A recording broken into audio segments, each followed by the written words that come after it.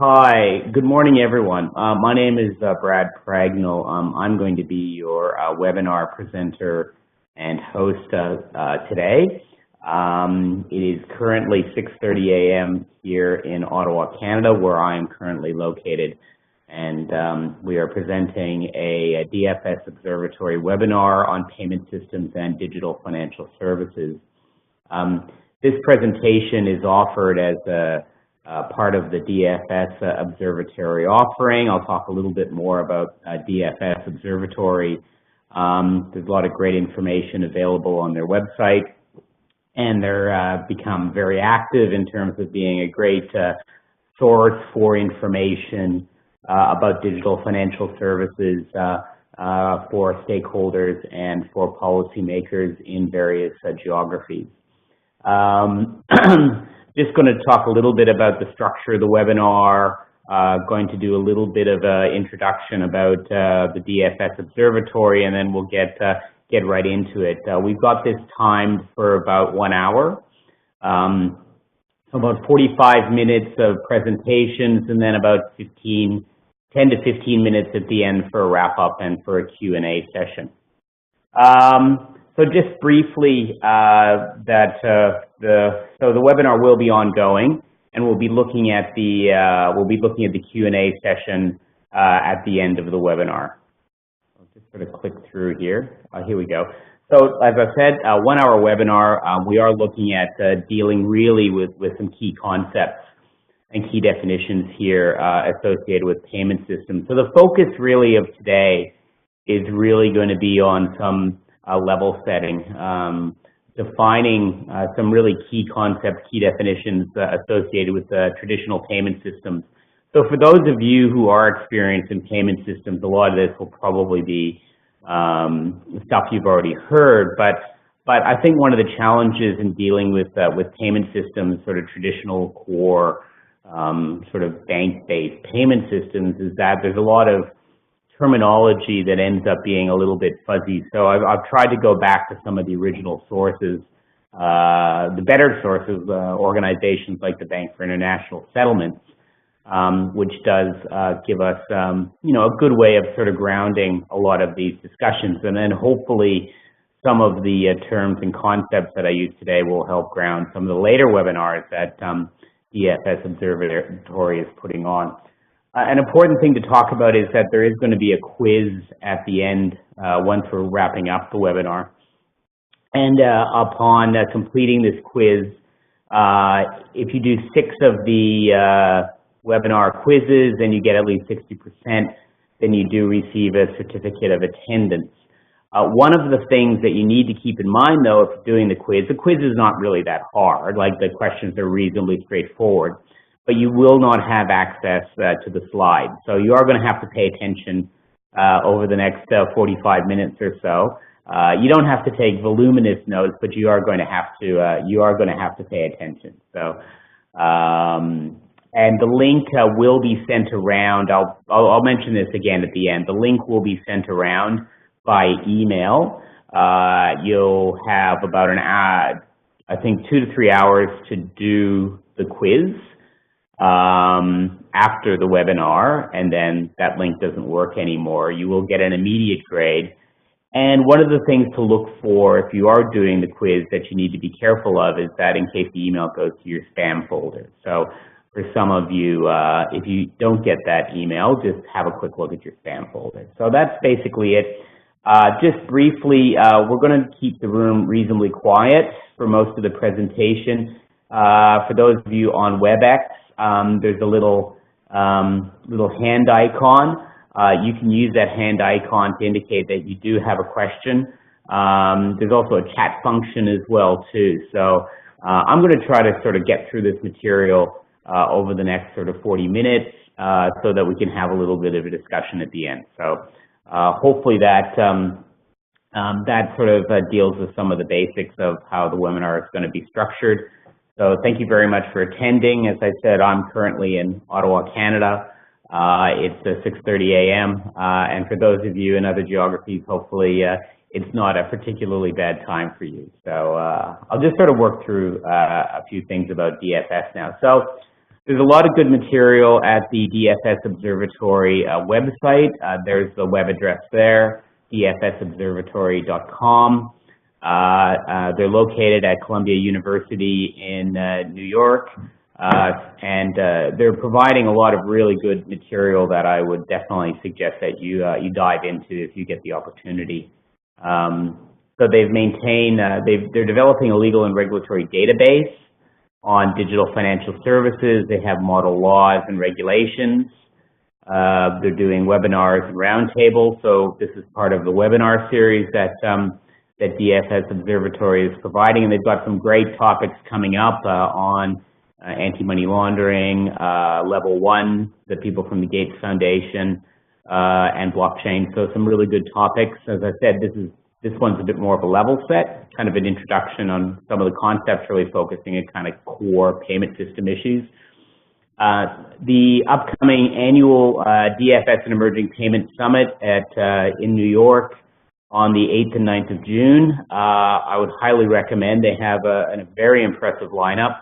I'm fortunate enough to be joining them on one of the panels, but they've got some very good presenters, people like Jason Lamb from Gates Foundation and Sean Rodriguez from the Chicago Fed, and a lot of people from various payment system providers, thought leaders like Chris Skinner. So it's a great event, and I would highly recommend attending if you're able to make it to New York in early June.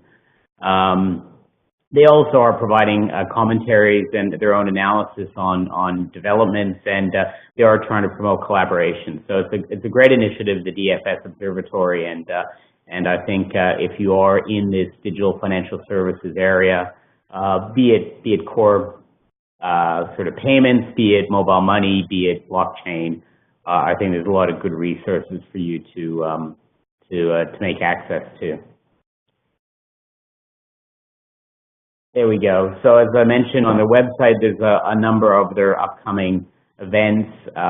So definitely stuff for you to dive into over the coming months. It's a pretty good agenda, I would say, of upcoming webinars. And as I mentioned, if you do 6 of the webinars and 6 of the quizzes, then you have an opportunity to get the certificate of attendance, which I believe looks like that. So definitely worth paying attention, doing the quiz at the end, and there you go. You get a certificate of attendance from Columbia Business School. So there you go. My mother always wanted me to make it to the Ivy League, and there I go. I finally have. So okay. So now we'll move into the core of the presentation. A little bit about me. There's a slightly older photo of me, very tiny photo.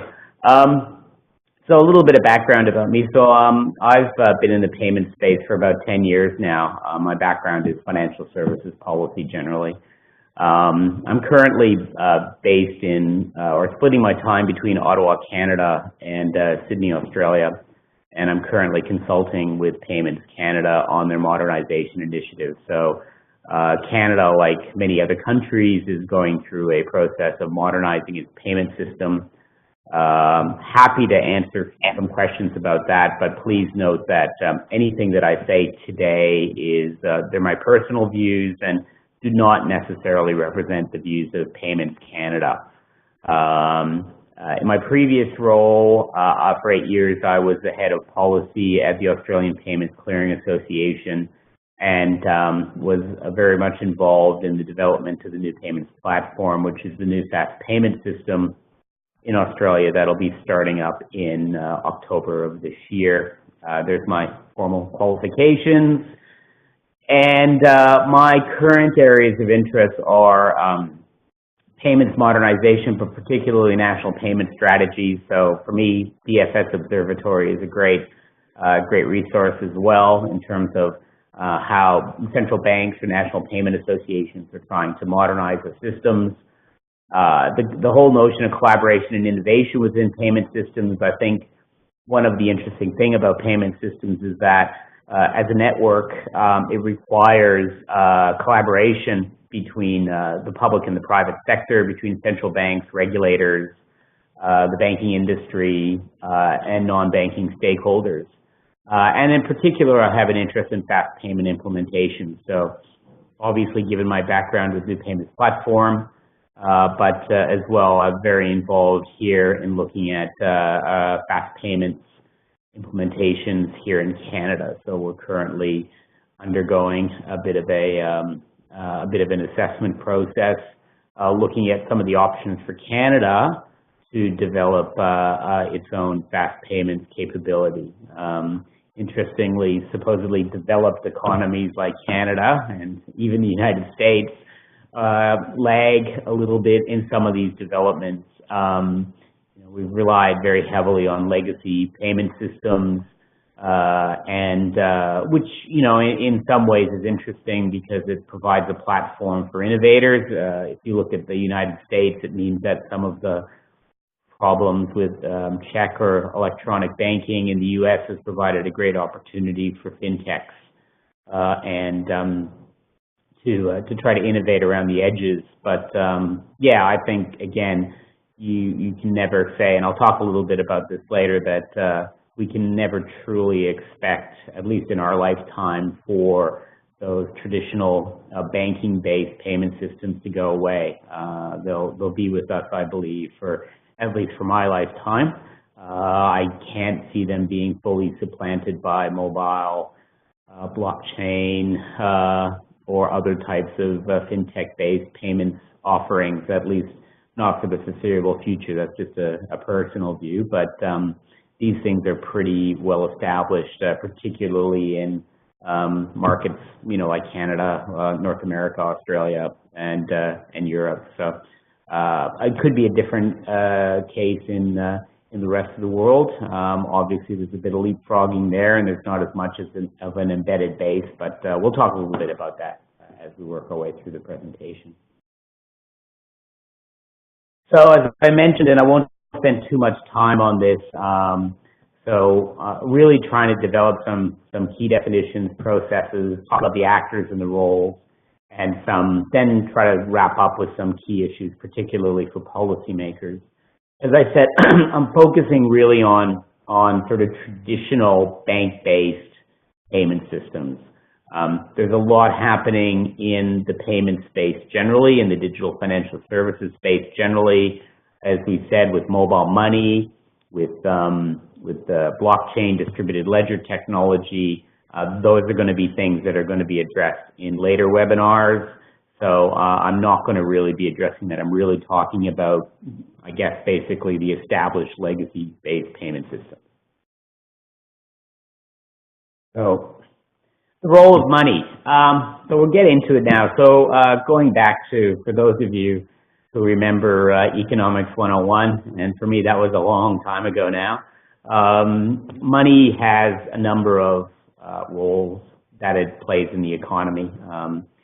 I had a nice cartoon there of Scrooge McDuck sort of skiing down a mountain of money, but I think I lost it along the way in one of the versions of this slide. So money has a number of roles. So, and again, this is Economics 101. So it's a store of value. It is a way in which value can be actually retained. It is a unit of measurement, so it allows you to basically assess the value of things. And lastly, it's a medium of exchange. So again, these are the three roles that money normally plays. Again, this is sort of Economics 101. And it's that medium of exchange which is probably the most relevant to payment systems. The store of value as well to a degree, but really payment systems in and of themselves are about the exchange of value between economic parties. And those are some of the key concepts I really want to get down. It's about exchanging the value and the data between economic actors and allowing that to be done effectively, even where those economic actors may hold their value in different organizations. So allowing me to pay a counterparty who, for instance, may have a bank account at another bank. And that's really what payment systems fundamentally do. It allows the transmission of that value and data between economic actors, but also between actors that may choose to hold their value in different organizations. So why are payments and payment systems important? As I said, they connect economic actors. They connect individuals, businesses, small and big businesses, government, community organizations, and so forth, and allow them to pay and be paid, to allow them to purchase goods and services, to remit money, and to provide benefits, and pay wages and suppliers. So all of these activities take place within the payment system. So I think one of the important things to realize is that payments is more than just what we would call retail payments. So the point of sale payment that would involve an individual paying a merchant, yeah, that is part of payments, but if you see payments as just being about me going to a point of sale and buying a newspaper or an apple from a merchant and using either my phone or my card or paying by cash, then I think you're really just seeing the tip of the iceberg. A lot of what happens in the payment system is a lot more sort of significant than that in terms of the volumes and the values. So for the business-to-business space, in terms of government payments, that's where a lot of the activity actually is happening. So it's important not to just focus on that retail space. Sure, that's probably the most obvious, but like I said, that's kind of the tip of the iceberg. So payment systems in and of themselves create efficiency and network effects. So thinking about the network is really important. Again, this is kind of, economics 101. So payments systems work well because they create networks. And as we all know, networks are part of what creates value. There's no value in me having a single telephone.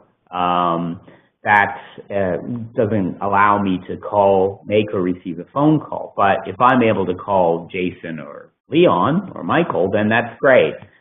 If I'm able to call all of you, or if I'm able to call 5 million or 50 million or 5 billion people, then that creates additional value in the network of me having a telephone. Same thing with payment systems. My ability to pay and to be paid by other economic parties increases the value of that network. So you want to have as many nodes, as many participants in that network as possible. And that's where you get the real values out of payment systems. Payment systems can remove friction and manage risk. Talk a little bit about that later. They provide an opportunity for fostering innovation and promoting financial inclusion.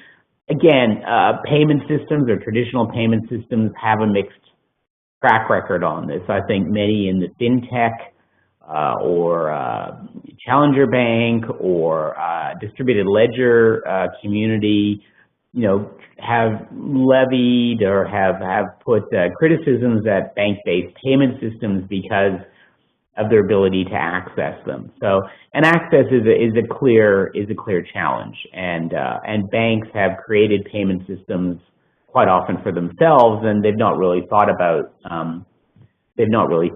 how they can provide value for others. So, and lastly, payment systems can support monetary policy, and that's one of the reasons why central banks are very interested in them, particularly for high value payment systems.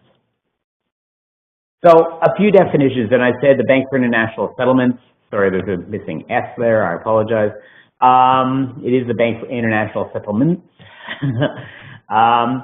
So a payment is a transfer of a monetary claim on a party acceptable to the payee. So typically claims take the form of cash or deposit balances held at a financial institution or a central bank. Again, this is kind of a core or legacy payment system definition of what we mean by payments. So again, it's actually the transfer of the monetary claim, the movement of the value and the data between the participating financial institutions and effectively between their customers, the end users. And I'll talk a little bit about that because quite often when we talk about who uses payment systems, some of the language can get a little bit fuzzy, and I think using the Bank for International Settlements definitions of this actually help provide a bit of clarity about who actually participates in payment systems and who is an end user of payment systems. And those are terms that I like to use now, and I think they provide a little bit of clarity, and I'll be defining those a little bit as we work our way through this deck. So as I mentioned already, payments involve the transmission of value, so of monetary value, but they also involve the transmission of data, and data is becoming increasingly important. So when I exchange, it might be a check, it might be an electronic payment, it might even be a card-based payment. Again, I'm talking about sort of traditional payment systems. I'm not only transmitting the value to that counterparty, but I'm also actually providing them with data.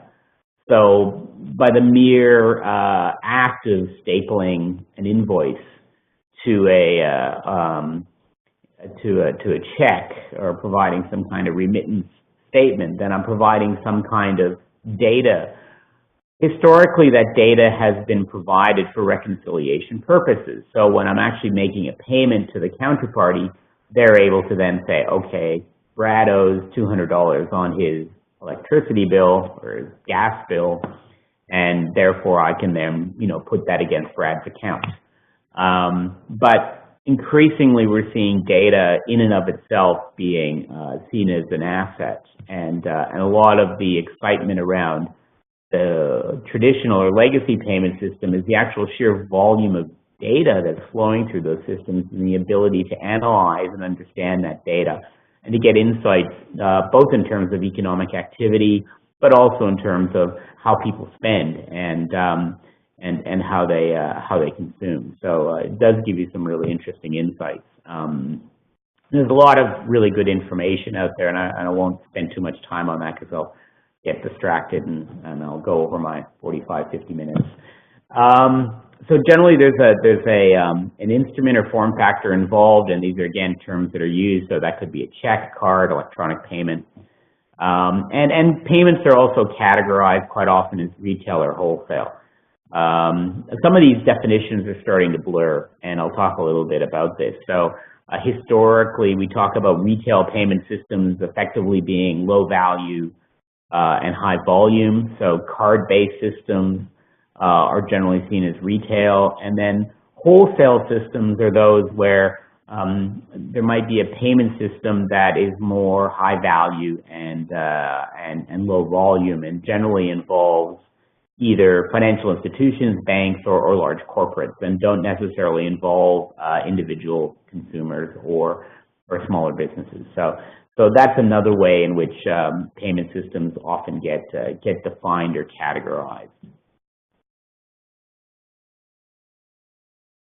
So now we get to a definition of a payment system. So a payment is actually the transmission of the value between the economic parties. The payment system is, as we define, using the Bank for International Settlements definition, a set of instruments, procedures, and rules for the transfer of funds between or among participants. And the system includes that participants and the entity operating the arrangement.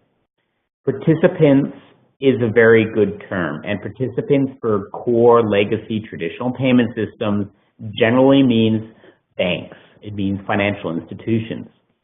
And that's the important thing to realize, is that these systems generally involve banks as the participants in those systems.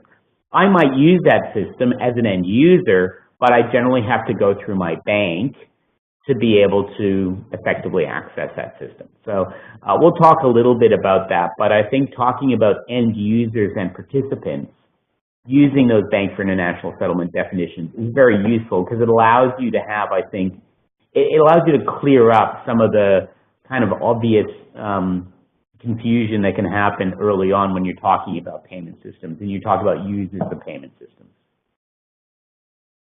So we've got here a slide that talks a little bit about the actors in the system. So starting on the left-hand side of the screen, we have the payor, who is an end user. That could be an individual, that could be a business, that could be government, that could be anyone who wants to make a payment. And in this example, we're talking about probably like a credit transfer, right? Where say, I'm the payor and I'm paying, say, Leon $20 because I owe him for lunch, right? So I'm not sure whether or not you can, if I've got this little thing. So, oh, look, I can do things here. This is really cool, okay? We'll just keep on the slide here. So the payor end user on the left-hand side is the individual who initiates the payment. Again, there's debit pulls and all this stuff, and I won't get too much into that at this point because, again, that's probably another discussion for another time. But generally, a credit push is a payment where the payor sends the payment to the payee. It sort of follows that path on that slide there, where debit pull is where the payor actually is pulling the money out of the individual's account. So that's a very simple way of describing that. So the payor will initiate a payment through their commercial bank, who is a participant in that system. That commercial bank will then generally generate a payment message, which they will then send to the payment system, which is in the middle, which is those connection of computers there. Then, through the process of exchange and clearing, and then settlement, generally, quite often in central bank dollars, the payment message is sent to the recipient bank, to the commercial bank at the other end, and then the payee, the end user, their account is credited. And then they're able to access that money. So again, this is highly simplistic. I mean, payment systems are obviously generally more complicated than that.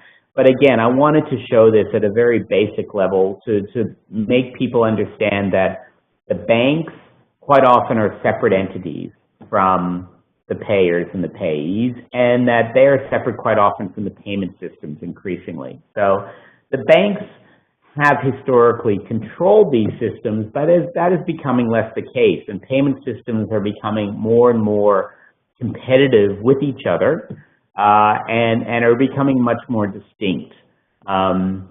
Just simply looking at someone like Visa and MasterCard. So 15 years ago, they were effectively bank-owned entities. Now they're independent, they're publicly listed organizations. They provide services to banks, but they're far more distinct in terms of how they're owned and operated. So payment systems are becoming far more separate entities. They're becoming far more their own, their own sort of set of activities than just being adjuncts to stuff that banks do.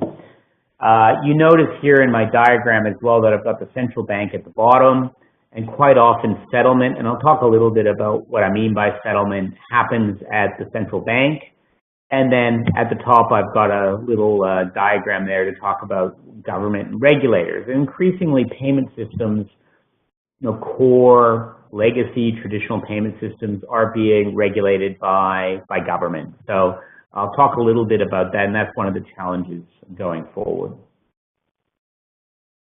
So a little bit out of sequence here, but again, talking a bit about end users. So I like to talk about participants, and I like to talk about end users. So I think those are good definitions to use, and I would recommend you using that terminology when you're trying to make the distinction between, say, a bank that participates in a payment system and an end user who actually is someone who uses that instrument. So an end user is a customer of a financial institution or payment institution to which the financial institution or payment institution provides payment instruments and services to facilitate the completion of its transactions. And as I noted, that's very broad. Individual consumers, businesses, governments, and other entities. So good definitions to use. Bank for International Settlements has a glossary on their website. I would highly recommend that if you're working on definitions that you use that is a very good source because it's very well developed. It is very kind of developed country central bank focused. It isn't always going to provide you the best definition, but it's always, I think, a good place to start. So I would highly recommend the BIS there for that.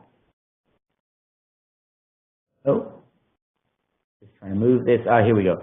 So I'll talk a little bit about the role of each of the actors. So, commercial banks operate in most countries. So they might be privately owned, they might be owned by government, but quite often these traditional payment systems involve commercial banks that provide deposit taking and credit provision activities and payment services to consumers and businesses. As I mentioned, the value that payment systems provide is they allow value to be exchanged between the accounts of different banks. So I can pay Leon even though I'm a customer at Bank A and Leon is a customer at Bank B. That is a lot of the value that a payment system provides. It allows us to do that. And banks, I know banks are not necessarily the most favored institution, have been critical in developing and maintaining these payment systems. So these systems have quite often been created by banks. So banks have offered these instruments and then have identified that there was value in terms of allowing their customers to pay customers at other banks. So you go back to the 18th and 19th century and you've got the check clearing houses in places like London and New York, and you've got people like Jevons and other economists who do some quite interesting, looked at that quite a bit.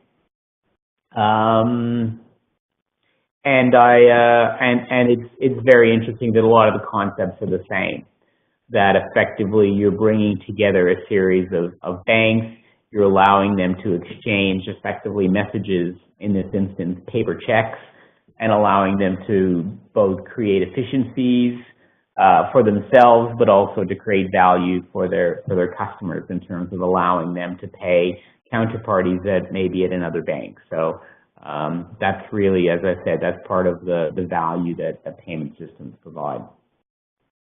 I'm just keeping an eye on the time here. We're at 7 a.m. Eastern North American time, so I think I'm okay. So the role for central banks and regulators. So central banks often play a very important role in these payment systems. So central banks increasingly issue currency. They've been doing that for many, many years. So paper notes, still an important part of sort of traditional payments. They may operate certain payments infrastructure. Quite often they operate high-value systems. They might also provide other types of services such as holding collateral and the like. Central banks also provide banking services to government in many instances, and increasingly they regulate payment systems. So not always, but quite often central banks have a mandate to provide oversight of payment systems. Historically, or at least over the past sort of 15 years, that's been looking at the systemic risk associated with payment systems and designating those systems and ensuring that they adhere to international standards, the principles for financial market infrastructures. But increasingly, central banks have an interest in retail payment systems. I have 10 minutes remaining. Okay, I've got to move on here a little bit. So, central banks do not provide retail payment systems. So that's services. That's basically right. They provide services to banks, who then provide services, or payment systems that then provide services to end users. We have other public regulators that may license payment systems or may involve in consumer protection issues. So the key activities in a payment system, and again, I'll try to get through this reasonably quickly because I've only got about 10 minutes left before we move to Q&A. So the exchange is the exchange of a payment message between participants. Clearing is the process of reconciling those transactions.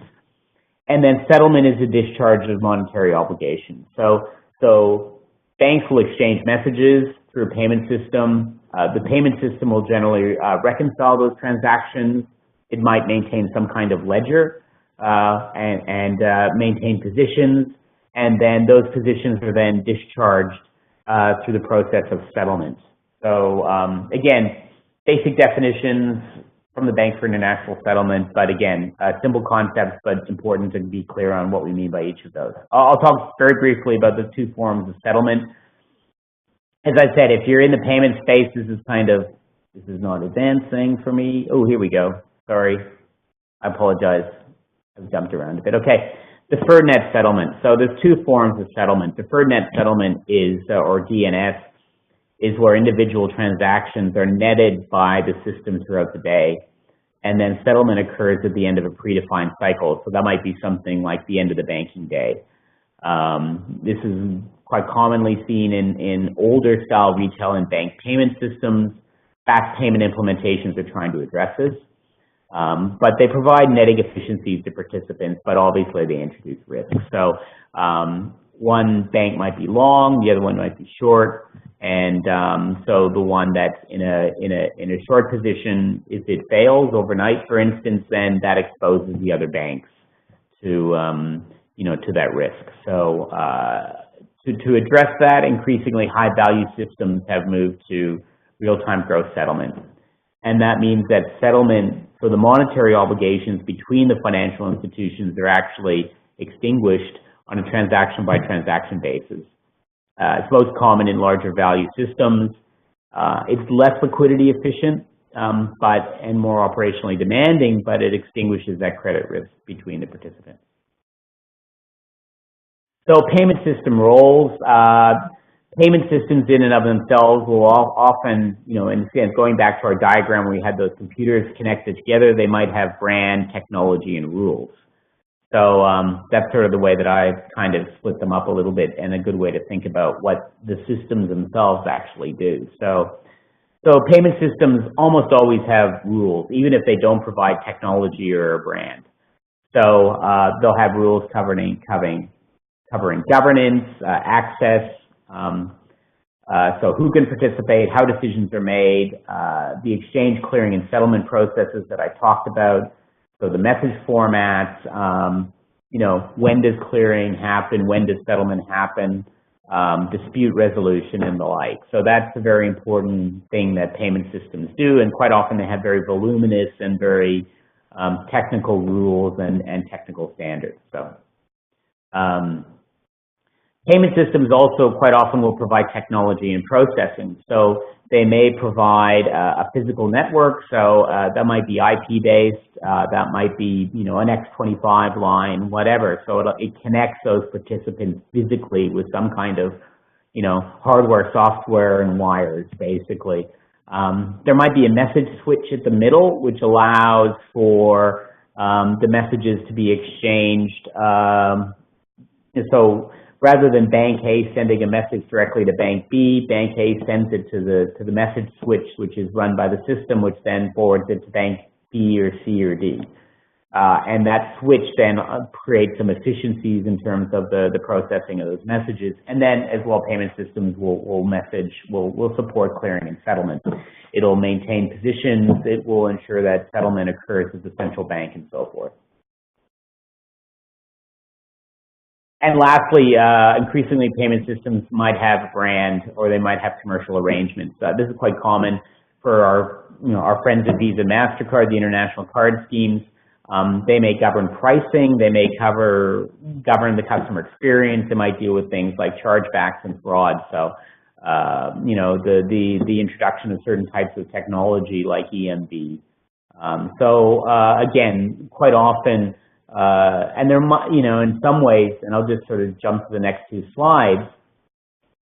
Historically, sort of your legacy payment systems like your check systems or your bulk payment systems run by national payment associations would just be rules and technology. They wouldn't have a jazzy brand, or they wouldn't really define the customer experience that much. That would be up to the bank. But the payment systems, your Visas and MasterCards, your credit and even your national debit card schemes are more likely to have a brand or commercial arrangements that sit on top of the technology and the rules. So again, payment systems can come in different flavors. So, and again, there's a lot of classification that goes on. I think I've covered most of this. just briefly, open and closed loop. I don't want to spend too much time on this because I've only got about 5 minutes before I have to get to the Q&A. But a lot of the lines are blurring between wholesale, retail, card-based. So the fact that you can use your credit card online, that means that some of those distinctions are increasingly blurring. Open loop and closed loop, a lot of the bank-based payment systems are open loop. So that basically means that it allows multiple participants, multiple FIs to participate in that system. So I can be at Bank A and Leon can be at Bank B and Jason can be at Bank C, and I can pay each of them through this payment system. A closed loop basically would require myself, Jason, and Leon to all be customers of that payment system. So we would all have to have, say, a PayPal account, for instance, if you want to define PayPal in a jurisdiction as being closed loop, which it is in some jurisdictions. So, but like I said, these lines are increasingly blurring between what is open loop and what's closed loop. And I think as we get the level 1 guys in for one of the later webinars, that we'll explore some of those. Some of the other webinars will explore some of those issues. Okay, now some emerging issues. I think I have about 1 minute per slide now.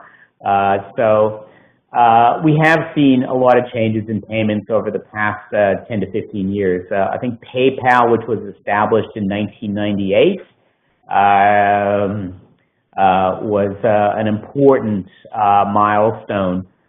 We've seen the emergence of mobile payments, particularly in East Africa, and most notably, I think M-Pesa in Kenya has been touted as a success story. But mobile payments there's hundreds of deployments out there now, and it's definitely an area of great activity. There's a whole fintech environment that's arising, people trying to challenge sort of the traditional bank-based payment model with new ways of doing this. And then, the excitement around Bitcoin, blockchain, and distributed ledger technology. I don't really have time to go into that in detail. I know that there's going to be other sessions talking about that in more detail, but I just thought I would kind of lay out, the space in an introductory sense. Interoperability. This is a slide from the International Telecommunications Union. Excuse me. So if you look at the bottom left-hand corner, you've got something where sort of a situation, kind of a state of nature, where you might have, and PSI in this diagram means payment system infrastructure. So, for our purposes, payment systems. And the bottom left-hand corner diagram is where you might have multiple payment systems that don't interoperate with each other. So, some banks might participate in A, and different banks might participate in B, and other banks might participate in C, but they don't interoperate. And in some jurisdictions, you go in and you see the multiple POS devices sitting on the counter of the merchant. That's quite often where you don't have that interoperability. You can develop new forms. You can develop interoperability, so bilateral interoperability, which is the top left, where those systems connect with each other. The top right-hand corner, where they all might process through some form of central hub, or the bottom right-hand corner, where you might have a single solution provided potentially by, say, a central bank or by a national payments association. So interoperability can be a challenge because, as I say, quite often these systems emerge organically and are developed by banks. But important, as I say, the value of payment systems is allowing counterparties to pay regardless of where they hold that value. So connecting banks with other banks is what payment systems have done well. I think that, if we look at what in the DFS space with mobile payments and what the Gates Foundation guys are talking about with level 1, that can we do that in the emerging areas, say mobile payments and the like, so that we get away from everyone trying to control their own walled garden, basically. I'm pretty well at time, but I just need to get through a couple of slides really quickly here. So card schemes, very active. Our friends at Visa and MasterCard and American Express are very active in a lot of different jurisdictions. It can be quite political, primarily because of the fees that these card schemes or the banks who are acquiring their transactions charge merchants, and it's quite controversial and quite often leads to regulation. As I said, I was in Australia for 8 years, and the central bank there regulates interchange fees that the card schemes effectively levy on merchants and are collected by the banks. So, and one of the reasons why merchants are quite excited about new forms of payments is because of the cost they feel that they incur through accepting credit card payments. Faster payments, again, an area I'm very interested in.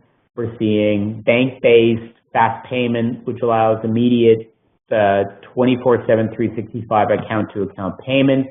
There's a number of implementations. UK Faster Payments was introduced in 2008 and was a very kind of important thing, and now we've got a lot of different jurisdictions, and I've listed a few of them there, where they are implementing fast payment solutions, which allow me to do that through effectively an account-to-account type system. So, and we're looking at that in Canada at the moment. I think I'm in the home stretch here. Inclusion.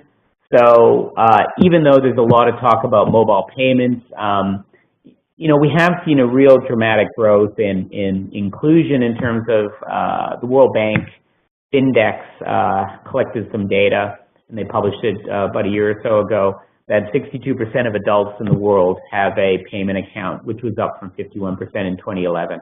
So we've seen a dramatic growth of people being able to have either a bank-based or a mobile-based account.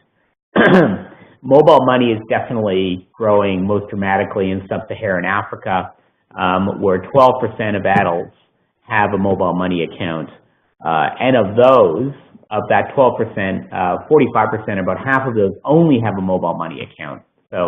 So mobile money is definitely very strong in some regions, particularly sub-Saharan Africa. But bank-based payment systems are probably more established in places like Europe and North America. So we do see some strong regional differences. Lastly, the criticism of cash. Ken Rogoff, sort of a noted economist, produced a book last year, Curse of Cash, which I just finished reading. It's a good read, even though he spends a lot of time talking about monetary policy. And he really does sort of lay into cash, that cash supports the black or illegal economy, including the gray economy. So both crime and tax avoidance, it's inefficient and it's costly, and that it hinders the ability of central banks to carry out their monetary policy because effectively they can't introduce negative interest rates. So it's a good read. It's I think if you're interested in the payment side of it, you might only want to read the first half of the book. The second half is about monetary policy and negative interest rates, which is interesting, but not as relevant for us. But if you see it in your local library, it's definitely worth a read. And then lastly, national payment strategies. I think I'm giving myself 10 minutes for Q&A. I apologize for cutting into Q&A time a bit. But increasingly, countries, and a lot of countries have their national strategies.